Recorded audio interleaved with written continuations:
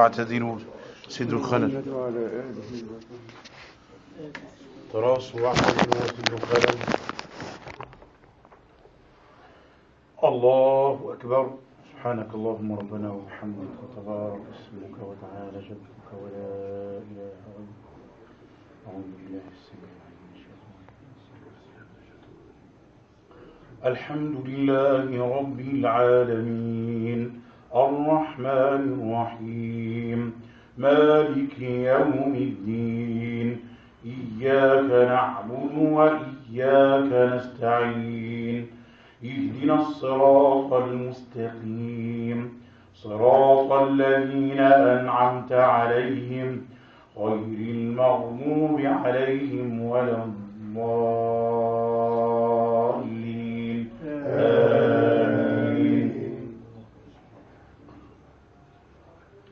ولقد آتينا لقمان الحكمة أن اشكر لله ومن يشكر فإنما يشكر لنفسه ومن كفر فإن الله غني حميد. وإذ قال لقمان لابنه وهو يعظه يا بني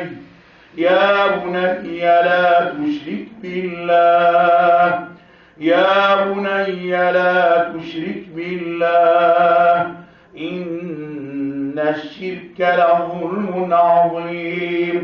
ووصينا الإنسان بوالديه حملته أمه وهنا على وهن وفصاله في عامين أن اشكر لي ولوالديك إلي المصير. وإن جاهداك على أن تشرك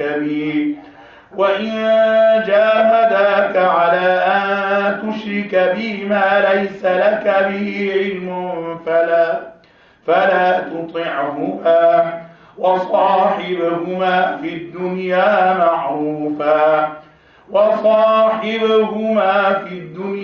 معروفا واتبع سبيل من أناب إلي ثم إلي مرجعكم فأنبئكم بما كنتم تعملون. يا بني إنها إن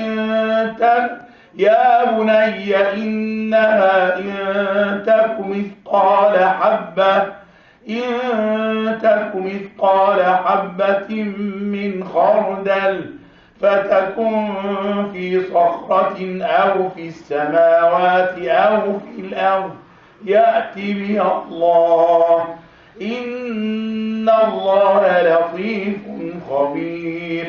يا بني أقم الصلاة وأمر بالمعروف وانه عن المنكر واصبر على ما أصابك إن ذلك من عزم الأمور.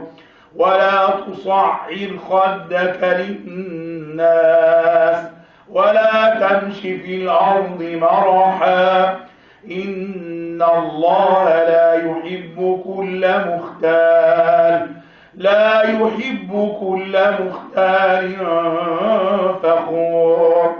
وقصد في مشيك واغضض من صوتك إن أنكر الأصوات لصوت الحمير.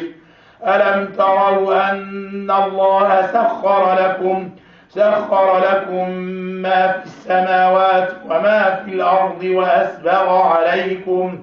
وأسبغ عليكم نعمه ظاهرة وباطنة. ومن الناس من يجادل في الله بغير علم ولا هدى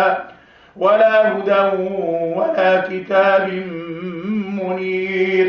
وإذا قيل له اتبعوا ما أنزل الله